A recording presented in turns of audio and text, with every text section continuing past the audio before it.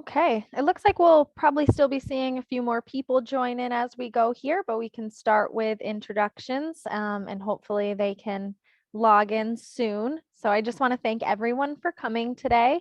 My name is Kaylee. I am the Client Services Coordinator here at CompuWorks. Today we'll be hearing from Joe Lynn on Microsoft 365 collaboration tools. And I just want to go over some Zoom meeting etiquette before we get started.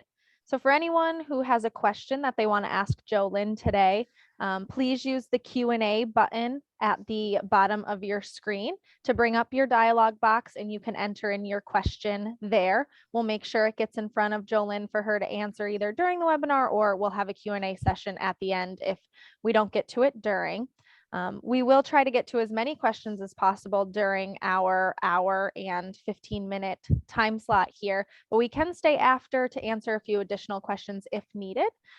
We will definitely make sure that you get the answers you're looking for today. We'll follow up at the end of this webinar with a survey to get your feedback on ideas and future topics that you'd like us to present for you, because we do want to be presenting what you guys want to hear. So before our presentation begins, I'd like to introduce to you CompuWorks founding partner, Alan Bowman. Thank you, Kaylee, and happy holidays to everybody in the CompuWorks community. It's great to see so many of you out there today. As usual, I'm very excited about this topic. You know, it's one of those topics where we're going to be digging into some of the nooks and crannies of 365 that we might not think about every day. Planner and Wiki and, you know, some of those areas that you might know exist, but maybe have never used before. And so I'm excited about that. I'm also excited to welcome back Jolynn Reen. She is absolutely a fan favorite here. We've had her as an instructor a couple times and have gotten terrific feedback. I know I've learned a ton from her. And so happy to welcome her back. And if you don't know Jolynn, I'll give you a little brief introduction here. She has been teaching Microsoft apps since they were first released. She is a certified trainer and Microsoft Master Instructor with over 30 years experience. She teaches on the basics to advanced features using programs like Teams, Excel, SharePoint, Outlook, and more. And one of the things that we love about Jolynn's sessions is she creates some nice sort of additional content, some sort of workbooks that go along with the session today. And so just as a sort of reminder for folks that have been on these sessions before, and to let the folks know that are new, on our website, you can see a training library that we've been building. So you have the ability to see these webinars in recorded form, and also posted there will be Jolynn's workbook. So sometime tomorrow that'll all be posted, and you're welcome to share that as you see fit. And with that, I'd just like to welcome Jolynn. Great to see you again. Sounds good. Thank you, Alan. I appreciate it. So hello, everybody. So as Kaylee was saying, our topic today is our collaboration with our Microsoft 365 apps. So what we're going to be starting with here today is I just want to do a little comparison between Planner and To Do. Then we'll do a comparison between OneNote and what a wiki is. And we'll be getting into Microsoft Teams to talk about how to use these collaboration tools in another environment. So what I'm actually going to be starting with is I'm going to be going to my internet browser. And from my browser, I've already logged into my Microsoft account. So I'm going to be starting with some online applications today. So what I'm going to be doing is going into Microsoft Planner. If you log into your Microsoft account online, which by the way, all the apps that we're referring to today, minus the wiki, will be available on your mobile phone, as well as, of course, any tablet, desktop, laptop, whatever type of device it is that you're using. So there isn't a chance of kind of forgetting what needs to be done or losing your information. We're going to see that we can access this information from multiple locations. And one of the things that I love about these 365 apps is the ability for us to be able to access them through different programs. So we're going to see different notifications that are going to be happening when we are working in these different apps, and how we can access the apps along with the tools inside them from different programs. So if I go into Outlook, I go into Microsoft Teams, I go into online versus desktop, it doesn't matter, we'll still have access to the same information. We don't have to leave one place to go to another Everything can be centrally located, so it saves us time, because that's what we're looking for these days. Is we're looking for ways to save time, so the time management side of things. Plus, we want things to be easy. We don't want to have to go hunting for something. We want things to be centrally located. And that's what Microsoft is doing with all these apps, is making them easy for you to get to. So what I'm doing is starting in my 365 login on my internet browser. And of course, you get your icons on the left-hand side. But if you haven't been into Planner, you may not see your icon for Planner on the left-hand side. That's okay. You can always go to your menu at the top left. Once you go into your menu, you can, of course, go into all apps, and you'll see every app for your Office suite that you have available. So what I'm going to do is go ahead and jump right into Planner. Let me explain first what this program is, so that when we do a comparison between this and to-dos/tasks, you'll have a better idea. So this is our hub. They call this the Planner Hub. So if you're going into the app by itself without going into a plan through another program, you'll have access to every plan that is accessible to you. So that means that any plan that you are a part of is available through here. So what I'm seeing on the left-hand side is a list of all of these recent plans that I've been into. The plans are technically available through SharePoint, through Microsoft Teams. I can access different plans through an email, through Outlook. There's a lot of different connectivity back and forth. I can even access different planner information through Outlook tasks. So I'll show a little bit of that today when we get into the to-do side of things. So first off, on this Planner Hub, where you're looking on my right-hand side, and we see all these icons for the different plans that I have available, I'm just going to briefly mention that it's easy to know where the plan is stored or what it is a part of by looking at the icon. Underneath, you're going to see some of these on my screen are showing a name underneath the actual planner name. So a plan itself is a way to organize what needs to be done. So if you were thinking about, just as an example, if you're going to build a brand new building, a brand new office building, there's several components that go into things like that. So think of any project that you might be working on, whether you're implementing a new software program, you're building a new 1 mile stretch of a road, whatever the case might be. There's a lot of things that go into that. In Planner, we can create these tasks that need to be done and put a lot of detail inside them, which I'll show you how to do. And then we can organize them into what are referred to as buckets. Buckets are a way to categorize things. On the project management side, the terminology would actually be a deliverable. So these buckets are like a deliverable where we can name them, and then we can put the tasks in them that are related to each other. But inside it, you're going to see that we'll also have checklists.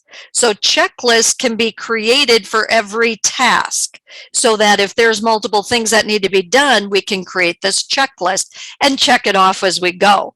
So I want you to be thinking about, how do you currently spend your day? How do you keep track of what it is that you need to do, whether it's you personally or if it's you with a group of people? Because that's where the difference is going to come in between Planner and to-dos. Is think about personally, how do you need to keep track of what you need to do, or as a group, as a team, how do you need to keep track of what needs to be done to accomplish whatever your objective is? So think about how you currently do things as we go through these apps today. Are you a person that writes in a notebook? Are you a sticky note user? Do you use scratch pieces of paper? Do you have 4 different apps on your phone that you use for to-do lists? I know several people that have more than one. I've narrowed it down to just using my Microsoft tools so that I know that they're available not only on my computer, but on my smartphone as well. So I'm not hunting for where that information is located at. So a plan is something that we give a name to, and all the tasks within this plan will all be related to achieving a goal. achieving an objective of some sort. We're trying to organize things together. So when you look at the names of mine, just to kind of jump back to that, when we look at the names, some of mine are actually stored inside either a SharePoint site or a Microsoft Teams site, because technically Teams is SharePoint. So you're going to see if it shows a name underneath like Microsoft Office and then this O365 apps, that's actually related to one of my Microsoft Teams. So you'll see that in a few of mine. I've got a few of them that are related to Microsoft Teams. But the ones that don't have a name underneath it, those are just a regular plan. So what we're going to do today is we're going to actually create a plan. And if you want to follow along with me on your computer, feel free to do so. Otherwise, if you just want to kind of watch my screen, that'd be okay too. So I'm going to go up to the top left and I'm going to click on New Plan. So I need to give it a name, and then I'm going to choose if I want it to be available for my organization, which means the people inside my domain. Otherwise, it's going to be private, and I could add members to it later. So I'm just going to go ahead and give this plan a name.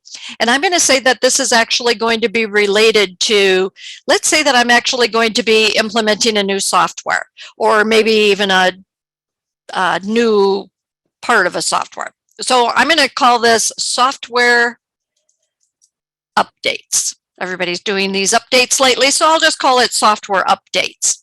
And then I'm going to click create plan and leave the default of private. Once I create this plan, I can access what needs to be done in this plan from several places, and I'll show you some examples of that. But what you're going to see right away is an icon being able to add in the tasks. So I'm going to go ahead and just add in a couple of tasks just to show you how easy this is. So let's say that I need to investigate vendors. I have to be able to type first. Vendors for our software. And then I'm going to set a due date. So I'm going to click set due date, and I'm going to say that's due by the 29th of December. And then I can even assign this to people that I am connected with. So if I'm doing this just here in Planner, they need to be part of my domain. But if I'm doing this through Microsoft Teams, it could be anybody that is a member, an owner, or a guest of my team. So because I'm doing this just through the app called Planner, they need to be in my domain. So I'm going to click assign, and I'm just going to assign it to my Jolynn computer because I'm logged in as a student. And so I'm going to say this is going to be for my Jolynn. I'm putting in that person's email address, and then I'm going to click, oops, I forgot to click my name, sorry. I have to actually click on it. And then I'm actually going to add that task in. So that task has now been added to the list, and it's assigned to Jolynn. I could come in and I could be adding in as many tasks as I need to organize all the information. Now, when you assign a task through Planner to someone, they will actually receive an email message. They actually get a notification at the bottom right, a banner notification like you do when you get a new email, but also they receive an email message stating that they were assigned to a task in Planner. Whether I do this through Microsoft Teams, I do it through my to-do list, or I do it through Microsoft Planner, they'll always get the notification to let them know that they were assigned to a task. So what you can see is who assigned it to them, where it's located at. So the example I'm showing you in Outlook for this email is this was actually part of an HR department team in the benefits channel. So it's always going to tell you the physical location of where that is located at. If you are assigned to a plan in Planner, if you're assigned to a task, you automatically have rights to that plan, just so you're aware. So if I didn't already have Planner open and I got assigned this task, I could say open in Planner, and it would take me directly to that plan so that I could see the details of the task. Because the person that assigned it to me may have already added some information into the task. Now, just so you're aware, when you have a task that is going to be due, a couple of days before the due date, you will receive another email letting you know which tasks you have coming up that are due. Once again, it will give you the description of it, and then you can also open it directly. So there's hyperlinks to get you back to that task. Once your task is considered late, you will receive another notification. So if you don't go back and mark the task as being completed or change the due date and things like that, the task will be considered late, and then you'll get a notification letting you know that you have tasks that are late. Whether it's one task or multiples, you'll get notified. Okay? I love the notification, so there's no chance of forgetting anything. It works great. So let me go back to Planner again. Jumping back to my internet browser, I'm going to actually open that task that I created called Investigate Vendors. Now, of course, I could come in and I could be changing any of this information if I needed to, but I'm going to go ahead and click on it to actually open this task. Once you open a task, you have several different things that can be stored right inside the task. So we don't have to worry about, when our reminder does pop up that we have to do this task, we don't have to worry about, what do I need to do to complete this task? Do I have any files that are related to it? All the details can be stored in one central location. You open up the task and you have everything that you need to complete it. So up at the top, you're going to see that you can put in the progress. So if you've already started it, you could change the priority to urgent, important, etc. You also could choose when you need to start the task. Important for me to know, when do I need to start it if it has a specific due date. And then also you could put in some notes about the task. And then down at the bottom, I love this part where we have a checklist. So you can create a checklist of everything that you need to do to complete the task. So if I'm investigating vendors, I want to look at current vendor list. So I'm going to put in a checklist of items that I need to do to complete this task. And I want to compare pricing, and maybe I want to do a do's and don'ts list. Whatever it is that I need, I can keep adding to this checklist so that when I finish something, I just come to this checklist and mark it off. Once everything is completed here, I know I'm done with my task.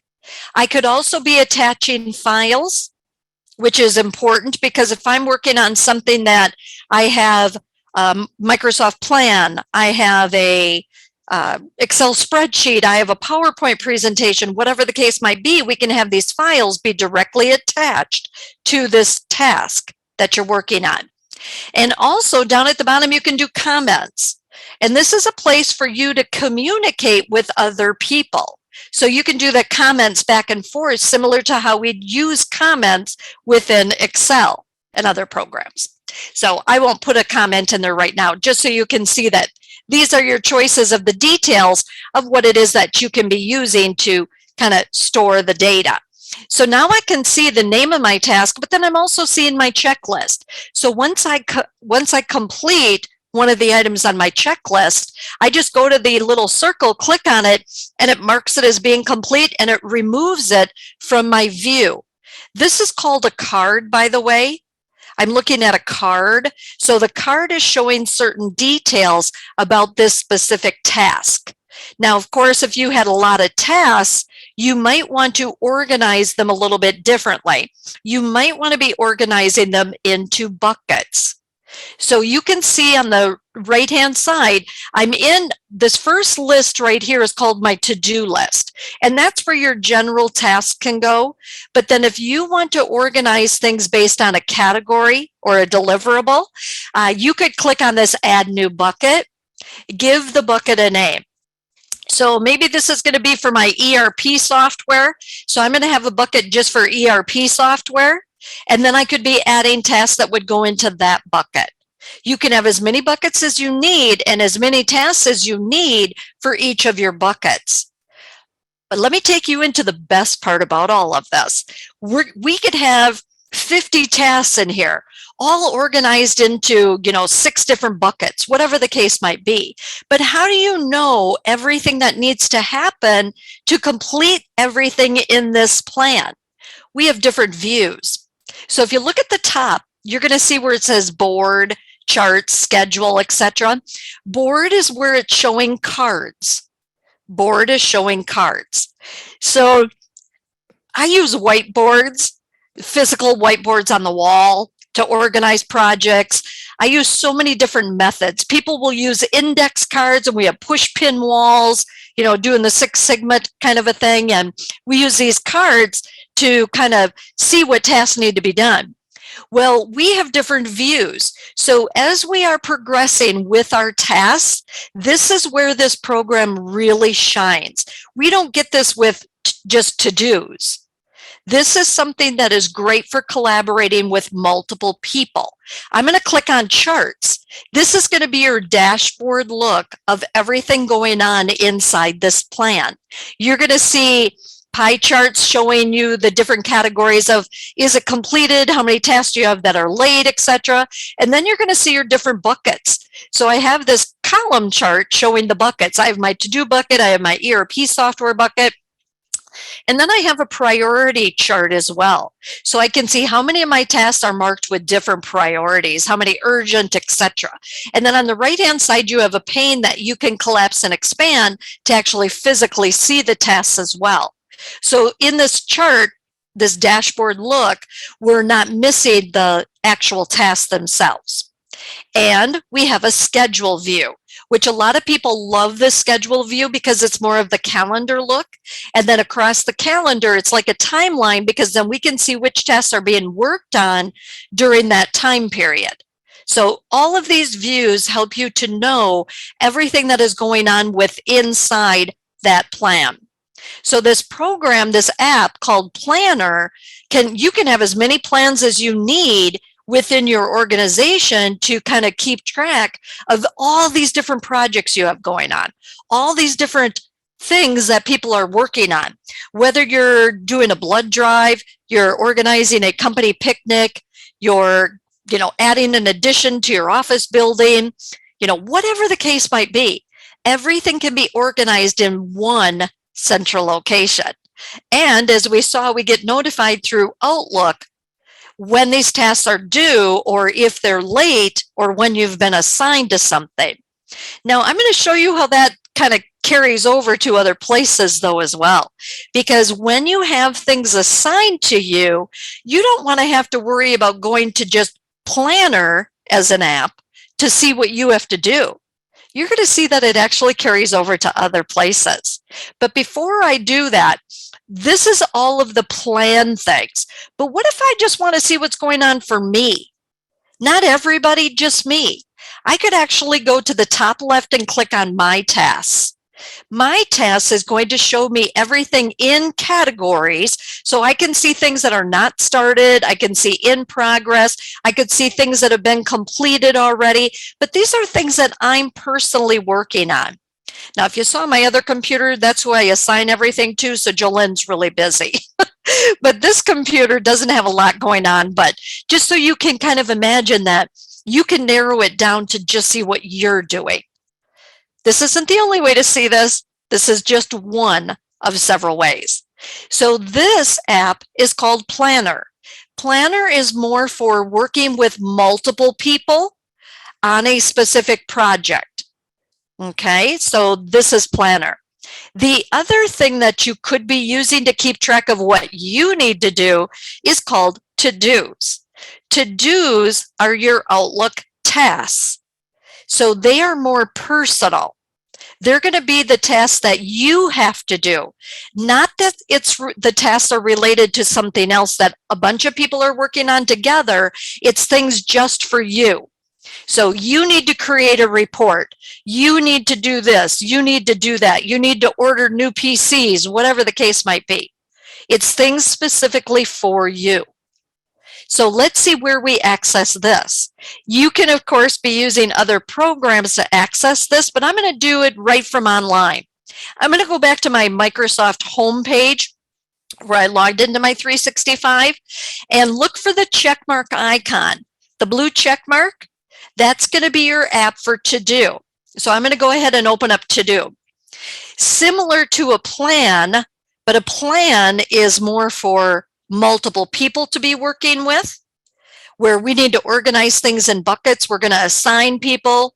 We want to have those views, those dashboard looks, the calendar look. What this is going to take us into is the task list through Outlook. So technically it's a separate app, but we could access it through Outlook.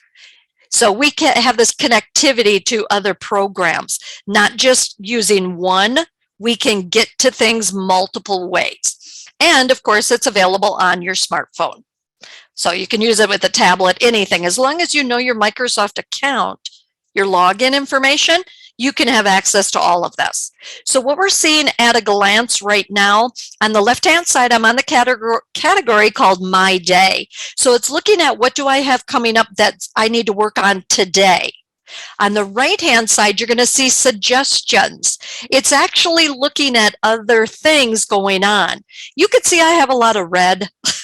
So right now I'm seeing a category of, which by the way, this shows me what I use this for, is this tells me that I don't have any tasks that I need to do right now, but the suggestions, what that's beneficial for is if I have some availability, let's say that I have 20 minutes right now, I could actually look at the suggestions and get caught up on something else. Personally, I'd be looking for red for overdue things to try and get those crossed off my list, but otherwise I can look at these suggestions and see what else is coming up. So I have one for Wednesday the 8th. I have a task that seems important to the computer. It marked it as being important because of the content that was in it. And then it has some that were due earlier that I should pay attention to. And then I have some recently added items. So this suggestions is wonderful. I use this all the time, especially if I know that I have a few minutes before I'm leaving for lunch or leaving for the day. I look at this to see what do I need to kind of finish up on. But I could easily add a task just by going to this My Day. But let me talk about what we have on the left-hand side here first, and then I'm going to do a comparison to show you that everything that you're seeing here is also connected to my Outlook. Whether I'm in my Outlook online version or I'm in my Outlook desktop version, I will have access to the same tasks from here to there. So let me show you what I mean by that. So what I'm going to do is if I go to the important category, any of my tasks that had been marked as important will be filtered. So I'll only see the ones that are marked as important. Otherwise, I can go to planned, and these are the tasks that have to do. They were put in as a to do, something that I need to do, but they actually have a due date. And once again, you could see a lot of details on these because this is telling me that this one is in my task list and I need to do it today. It's actually going to be due on the 21st. And then I can see there's another one, my category of the date range. I have PTO to do. PTO is referring to it's coming from my Microsoft Teams. So I can see that this one's coming from my IT project tasks, which is a plan that I had created. So all this detail can be seen right here. But of course, if I want to open it, I can just click on it. And on the right-hand side, I'm going to see the details for it. So it's great that we can kind of dive in and have access to things from different locations. I don't have to go back to Planner to see something. I could access it right here. Alan, did you have a question? I do have a question. And Yes. you know, one of the things that comes to mind is that a lot of people these days are living in teams. That's sort of their home base. And I know you've been taking us back to the 365 sort of home page, which is a little bit of a different universe. If somebody wanted to get to do or planner from within Teams, is that something that's possible? Absolutely. And we'll definitely be covering that in just a couple of minutes because of the fact that we don't live in the one app by itself. I usually don't ever just go to to-dos. I don't ever just go to Planner. Usually I'm using it through other programs. This is me personally, I live and breathe in Teams and Outlook. So I just wanted you to see that everything in here is going to be exactly the same if I go to Outlook in my tasks, or if I go to Planner, I'm going to be able to connect, or I should say, if I go to Teams, I'm going to be able to connect to my plan through there as well. We want to find what's going to be easiest to access and share that information so that we're collaborating in the appropriate manner. So the big difference here between planner and to-do is to-dos are for you. Plans are for multiple people. And we don't have as many bells and whistles in to-dos, where a plan gives us buckets that we can be storing things in. It gives us different views for storing things, and we can be storing a little bit more detail. Okay, but pay attention to my left-hand side. I also could go to this category called assigned to me. So I could see all the tasks that are assigned to me, whether it's coming from a plan or if it were coming from Outlook tasks when I did an assignment. I can see anything that is assigned to me. And I have my tasks. If I click on tasks, this is my Outlook task list. So they're all connected together. This is my Outlook task list. Now, if you've ever flagged an email before in Outlook, you know how that becomes a to-do. These are all incorporated together. So flagged items from your emails become a to-do. This is to-dos. And your Outlook tasks are all accessible through here as well. And on the left-hand side, I have this folder called IT Project Tasks. That's coming from my Outlook tasks. Now, how do I know that? If I go to my desktop version of Outlook, oh, by the way, I can see I got an email notification that says, welcome to the software updates group, because a group was created when I created that plan. By the way, a little bit beyond our scope today and our time frame, but just so you can see, if I come into Outlook and I go into my tasks, on the left-hand side, I've got my to-dos, and these are all accessible through that to-do. Or if I look at my tasks, these are all the tasks that you were seeing in my task list through to-dos. So I could go to the app called To-Do, or just come here to Outlook Tasks. And on the left-hand side is my folder for my IT project tasks, which I, of course, saw back in that when I was in the To-Do app.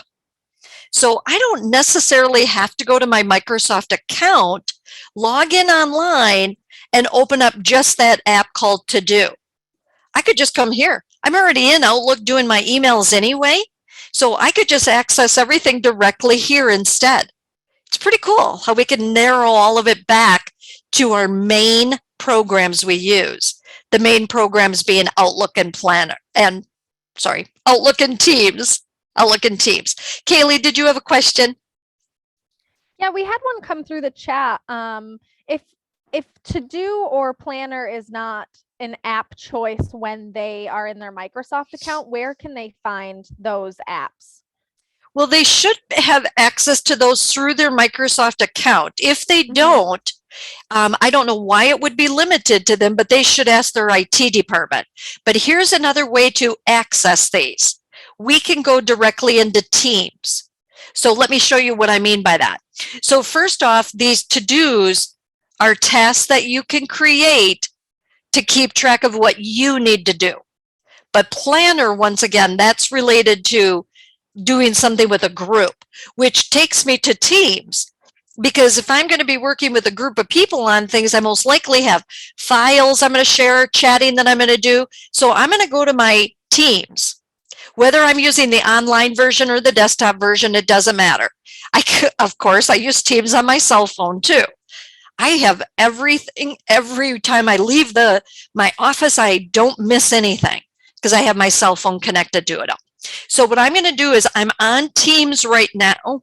So you can see these are the teams that I have access to. If I go to my marketing department team and I click on my general channel, I could have access to that planner that I was working on with my software. Or maybe I want to put that in my 365 apps team. I can connect an existing plan here in Teams. Something that I might need to share or work with that group of people that are part of a member, a guest, or an owner of this Microsoft team. So I'm going to actually go to the marketing department, to this general channel.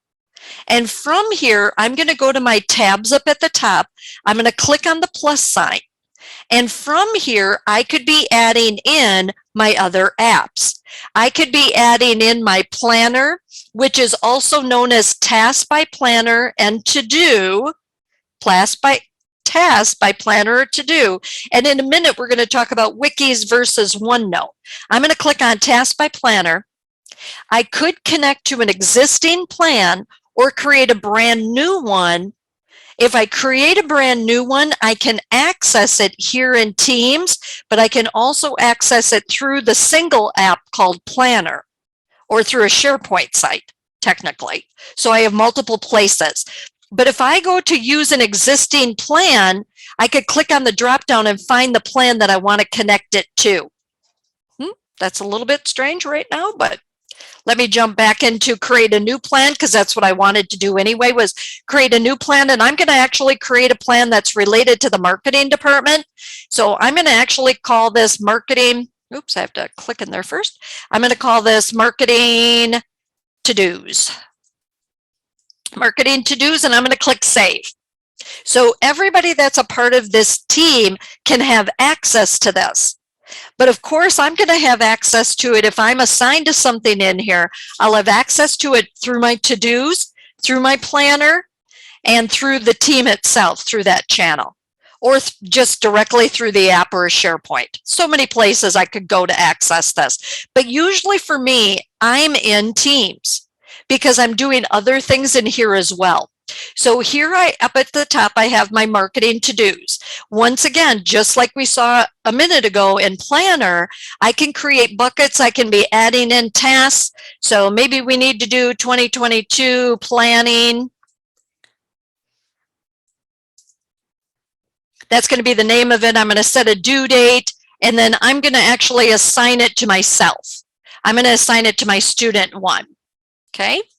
And then I'm going to click Add Task. So that task has been added to this list. In a second, I'll get my notification that I was assigned to that task. And of course, I can go into what I'm assigned to from those different apps. I can create buckets, but the key to this is so could someone else. This isn't just for me. Whoever is a member, an owner, or a guest of this Microsoft team has access to this. So who we assign to the tasks here are going to be the people that are a member, an owner, or a guest of that team. So hope that all kind of makes sense and kind of collaborates all together. So we have Planner versus To-Do, accessible through their single app, through Outlook, and through Microsoft Teams. Okay? Because I'm going to switch gears for a second. I want to talk about OneNote. Some people have heard of OneNote. We've used it as a personal tool for ourselves, but this is also one of those collaboration tools that we can be using directly here in Teams or on its own. So there is, of course, a OneNote app that you could access through your Microsoft account. So if I go back to my Microsoft homepage online, I could go into my OneNote notebooks directly from here. So a OneNote notebook is an electronic notebook. Think about how you work. Do you have a notebook that you write notes in? What I used to do is I would have a 3-section notebook, or I had just a regular notebook, whether I flipped it over or I did this, and I had it in a leather binder for years. That's the way we kind of walked to a meeting. We'd take our leather binder with us, and then we'd write our notes in that notebook. Well, then we'd have to get back to our desk, and then we'd have to rewrite it again on our computer someplace. I don't do that anymore. Anything that I need, I'm going to put in my OneNote notebook. I can have a personal notebook, so let me open it online here just to show you what it looks like. So let me open up let me just open up this notebook called HR Department Notebook, just to show you a notebook. A notebook is set up in sections and pages. So a notebook gets named, so we know what's going to go in it, and then we can organize things into sections, and then we organize the sections into pages. If you think about a piece of paper for a moment, If you wrote something at the top of a page, so if I just, well, let me name this page first. I'm going to name this software updates. And then if I want to add content onto this piece of paper, this page of this section of this notebook, which the name of the notebook is HR Department. I haven't named the section yet. So let me go over here to naming the section. And I'm going to say that this entire section, I'm going to organize everything that's related to updates. And then I have one page so far that is called software updates. And then I can click on this page anywhere I want to put information. Just like on a piece of paper, you're going to write on the paper anywhere you want to write. But the best part about this is not only can I write what I want,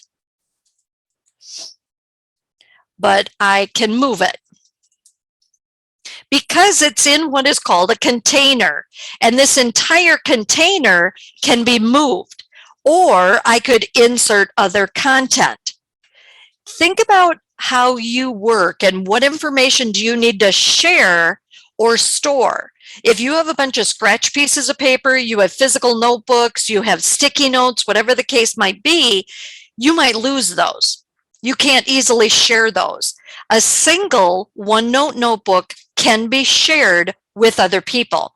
If you save the notebook to your cloud locations, you can share the notebook with others. Or I could have a notebook available through Microsoft Teams. And that's usually what I'm doing. Minus my recipe one, I have a personal OneNote notebook, which of course I have on my phone, which is all my recipes. So, and I do this with inventory for my computer stuff, because if I need to know my software license and I'm off site, I could open up my OneNote notebook and have access to it right on my phone, because I would just open up the notebook through there. So the key is the cloud to have access to all of it. So just to show you, you do have a ribbon up at the top. I'm only going to spend a minute on this, but I'm going to go to the Insert tab. In a OneNote notebook, you can be inserting video. You could insert a file. You could insert a table, a picture, a link, whatever it is that you need to insert. And the desktop version even gives you more capabilities, but I'm going to insert a file as a printout. What this does is it's not just going to give me an icon of the attachment of the file. This is going to be a little bit different. And I'll just say I want this ERP integration project scope statement. I'm going to click open. I took a Word document, and it's actually putting the Word document right in my OneNote notebook. It puts it in as a container. Everything is in a container is what they call those. So here's that actual document. I can click and drag and move things wherever I want them to go. It gives me an icon for the actual file itself that I could double click and physically open. So everything is stored in containers. The containers can be clicked and dragged around to put them wherever you want them to go. Can't do that with a piece of paper. Well, I used to tear it out, take that little section of that piece of paper to another page and then tape it on there. Don't know if you guys have ever done that before, but that's the way I used to do things. Now I live and breathe in OneNote because I can do so much in it. But one of my favorite things to do in here is called tags. We can tag items in a OneNote notebook that we can't do in any other program, or move things around like this. We can't do that in any other notebook program. What a tag allows you to do is to tag items so that you can have, it's kind of like categorizing your items. So I would, excuse me, I got a tickle. I'm going to go to my home tab of the ribbon and I'm going to click on tags. And I'm going to be on a container with some text. And from my tags, I could mark it as I have a question about it. Or maybe I want to mark it because I need to do something with it. And when I'm done, I just click it to check it off. So you could have this list of different things, and it could be something that you need to take care of. You could mark it with a tag. Now, the key to these tags is you can actually search and filter by these tags. That's the best part about these tags. So if I need to see everything and I marked it with a tag called critical, or things that I had questions on, we could even create custom tags where I have created custom tags with the person's name on it so that I knew it was directly related to that person. Of course, you can do an @mention, lots of other connectivity there. But just so you can see, this is a very, very powerful program, different than a wiki. OneNote notebooks allow a lot of flexibility and a lot of different content can be added to them, and they can very quickly and easily be shared either through the single app or through Teams. I'm going to go back to Microsoft Teams. I use a lot of OneNote notebooks in Teams because I need to share all this information with my coworkers, the people that are members or owners, etc. I want to share this information with them. How do I add a OneNote notebook? Just like I added the planner. I go to the team, I go to the channel, go up to the top, click on the plus sign, and then click OneNote. From here, you could connect an existing OneNote notebook, which, by the way, every time you create a new SharePoint site, it creates a OneNote notebook. So OneNote is used in SharePoint as well. I could choose an existing OneNote notebook, or I could create a brand new one. I'm going to say that I want to connect this marketing department notebook, and I'm going to click save. So we can have this marketing department notebook that everybody that's a member of this team has access to, so we could share the information. Whatever we attach, whatever we write, any videos that we put in there, whatever the case might be. Now, of course, this one that I just added is empty because this was basically a new one. But I could come in and I could be creating my different sections by coming down to the bottom here. I could create sections and then add pages to those sections. Okay, helps you stay organized, easy to find things. Now, a lot of people will ask me, why do I want a OneNote notebook when I have access to a wiki? Well, a wiki is like a notebook, but it does not have the power that a OneNote notebook does. It's available, these wikis are available through Teams. So by default, when you create a new channel, every new channel in a team has a wiki. It's a central place to store notes, but its really main purpose is meeting notes. I'm going to click on my icon up here, my tab up at the top here for my wiki. So this is a wiki that is specifically related to the general channel of my marketing department team. It once again is organized similar to a OneNote notebook, but what's different is it's a little backwards. It has pages, and then inside the page you have sections, where then you can add content to the sections. So I'm going to create a page and I'm going to say that this is going to be related to social media. We're going to track all of our social media notes in here. And then I'm going to put in a section and I'm going to say it's related to Facebook. And then we could type content, but everything just keeps going down the page. Unlike OneNote, where I could move the content around on the piece of paper, this isn't like that. Everything stays on the side. Everything stays just going down that side, okay? But you'll see that you have a toolbar up here. And from this little toolbar, when you're in this category of the text here, you could insert a picture, you could insert a table, but it's going to just go in that section straight down the piece of paper. That's all it does. It's okay for some things, but it does not have the power of a OneNote notebook. If you need the power and the flexibility of a OneNote notebook, definitely do that, not a wiki. So when would I use a wiki? When would be a good time to use one? Well, if you do meetings through Teams, when you are inside a meeting, not a call, if you physically call someone through Teams or chat with them, this is specific to a meeting. Whether it's an impromptu meeting or it's a scheduled meeting, whether you schedule it through Outlook or you schedule it through Teams, you can have a wiki. It creates it by you saying you want to do meeting notes. It's called meeting notes. Let me show you an example. I'm going to go to my chat category here in Teams. I have previous meetings that I can go back and access. If I were doing a meeting through Teams, when you are in a Teams meeting, you can go to the menu, just like here in Zoom. We would go to the menu, click on the more options, click on meeting notes, and then we can type in creating our sections like new business, old business, and we can type in all of our notes. What we used to do was go to a word processing program, or back in the older days, we had a piece of paper. Whoever was the person taking the notes for the meeting, they'd write it on a piece of paper. When they got back to their computer, they would type it all in a word processing program and then email it to everybody. We don't do that anymore because we want things to be stored centrally located. We have everything in Teams. We don't have to worry about hunting someplace else to find it. It's going to be right here. So this wiki that it creates for a meeting, this is a meeting that was not connected to a channel. This was just a regular Teams meeting.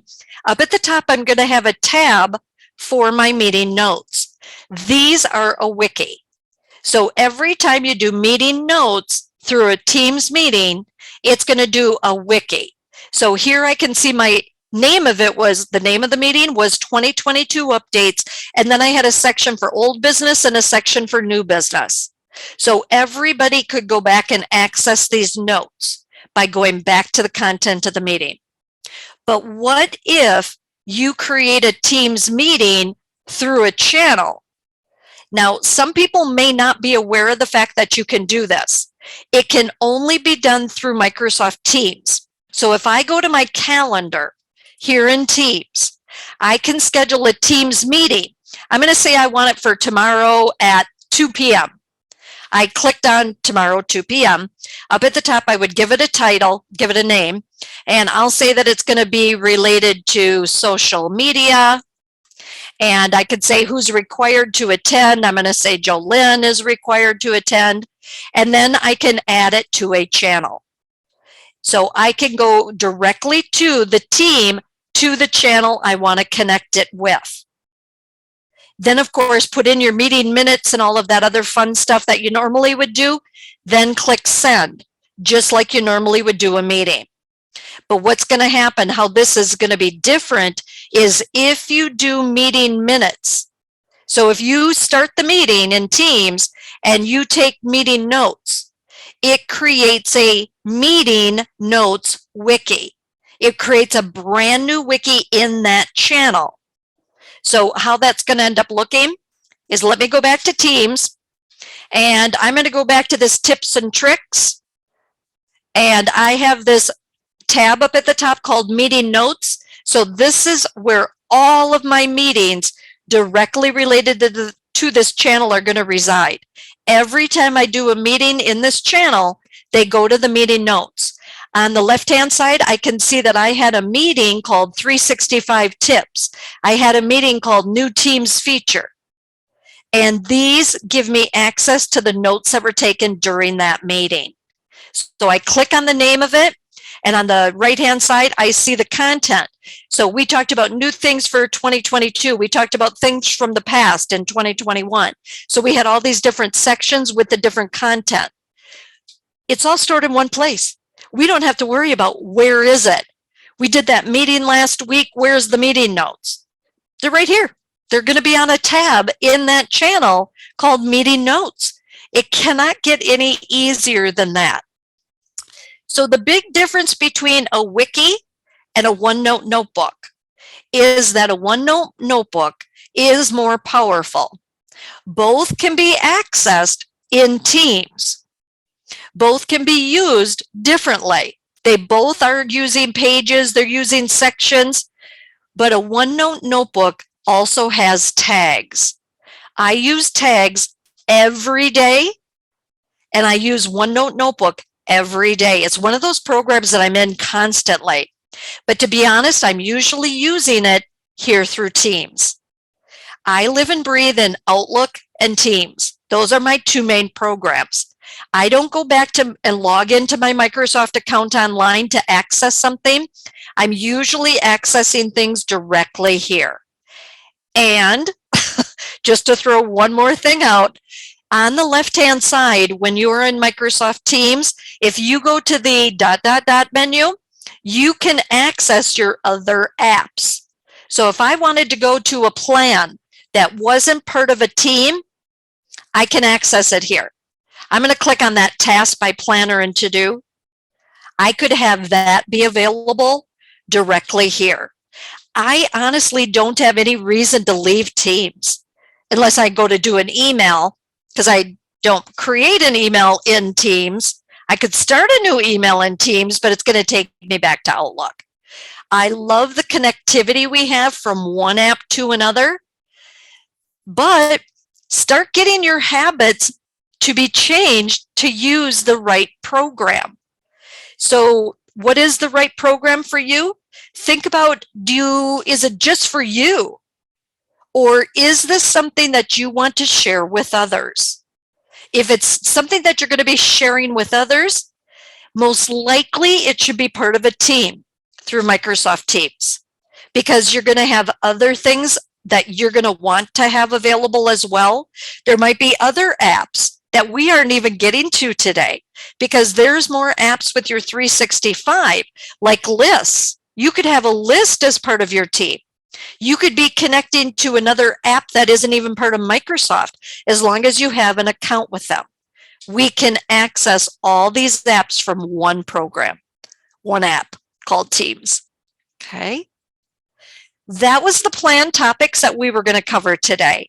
I tried to keep that real close to our time here, but I definitely want to take it back to questions.